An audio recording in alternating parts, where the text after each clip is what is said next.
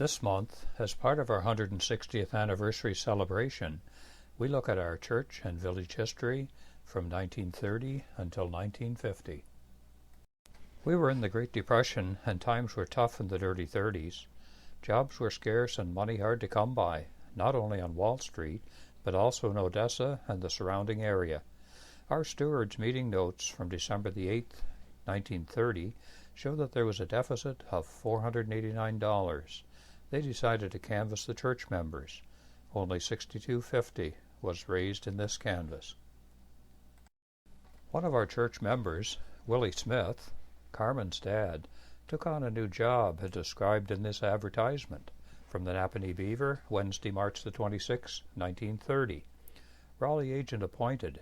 Mr. Willie A. Smith, Odessa, has been appointed retail agent for the well-known and reliable line of W.T. Raleigh products, with the territory of Lennox County, including the townships of North and South Fredericksburg, Adolphustown, Ernestown, and Amherst Island, and is prepared to serve the public with a complete line of new and up-to-date goods. Phone or mail orders given prompt attention. A fair trial is solicited. Phone 32-4, Odessa.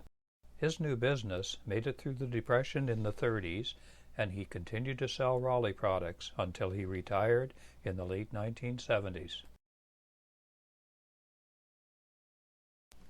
On October the 5th, 1931, Mr. A.M. Fraser, treasurer, presented his monthly budget.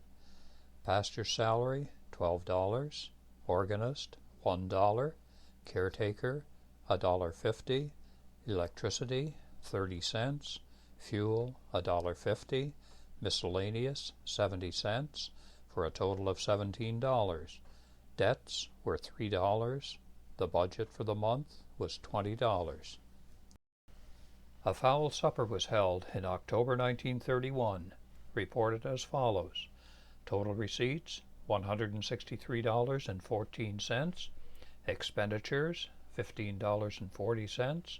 To the treasurer, $147.74.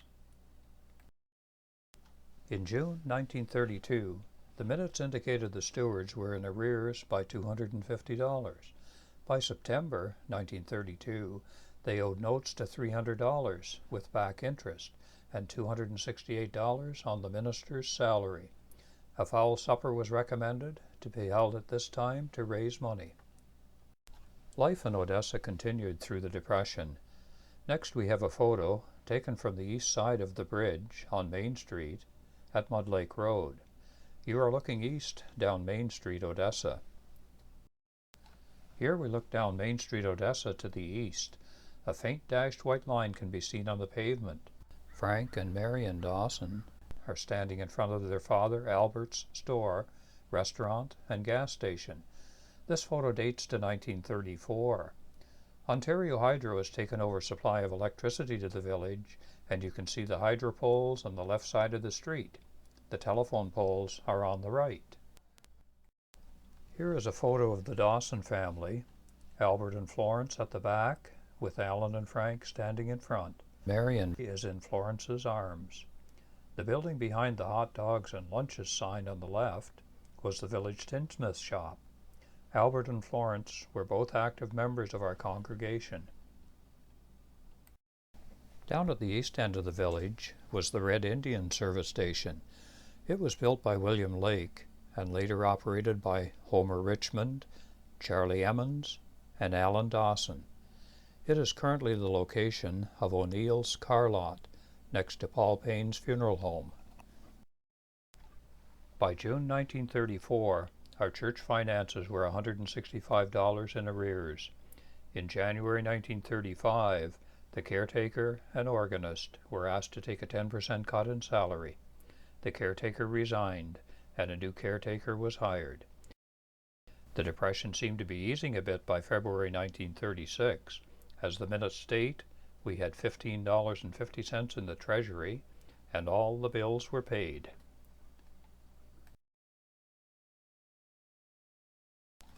Here is a photo of the Watson Jones carriage and casket factory.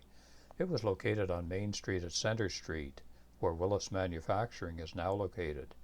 John Jones was a member of our congregation and donated the numbers for our hymn boards in 1911. The boards were made by J.H. Babcock and were removed last year when the interior of our church was painted. This is a photo of the same building after it was purchased by I.H. Tech Burley in 1936. The Supertest truck was delivering gasoline pumps to be installed at his new service station in Odessa. This photo shows the new pumps installed. The stone building behind the pumps was the blacksmith shop used by Watson Jones to manufacture hardware for their carriages and caskets. This is a photo of Helen Frink in Lewis. In the background is one of the main local meeting places in the village, the Babcock Barber Shop and Pool Hall. Orange Babcock and later his son Alfred Babcock ran this establishment on the corner of Main and Mill Street, just east of our present post office. Orange opened the shop about 1926 and it operated until Alfred died in 1957, when it was made over into apartments. Across the street from the Babcock Barber Shop was the Burley Residence and Ice Cream Parlor. This photo, taken in the early 1940s, shows Carmen Smith and Doris Frink sitting on a wagon. In 1922, the building that was located across the street, where the barber shop is now, was a general store, pool parlor, and machine shop, owned by Dwight Frink. It burned in 1922, and the fire was so intense that the veranda posts in this photo were scorched by the fire. In 1943, a new roof was put on the church. Major renovations to the sanctuary were done in 1944, and the church was closed for a number of months over the summer. A contract for painting the sanctuary was given to Mr. Slingerland of Frankfort, Ontario. The old carpet was removed and done away with. The old pipe organ was removed, and a new organ and fluorescent lighting service was donated by Mrs. Georgina Jenkins, music director of the choir. New communion sets were a gift of Mr. and Mrs. J.H. Babcock. The church was reopened and rededicated in a special morning and evening service on October the 15th, 1944, with Reverend W.T.G. Brown of Kingston as guest speaker. This is a photo of the old pipe organ that was removed in 1944. Carmen Smith, who was 11 at the time, remembers it being taken down. He recalls how all the pipes were numbered and laid on the pew seats before being taken from the church to be rebuilt elsewhere. If you look carefully, you can see the old electric lights hanging from their cords from the ceiling, and the two cold air registers that were in each aisle.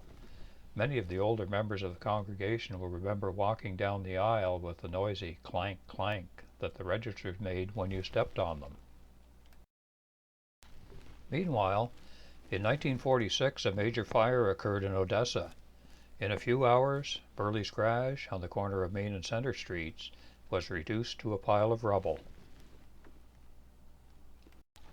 The garage was quickly rebuilt on the same site, as shown in this 1948 photo. It is now owned by the Willis Manufacturing Company.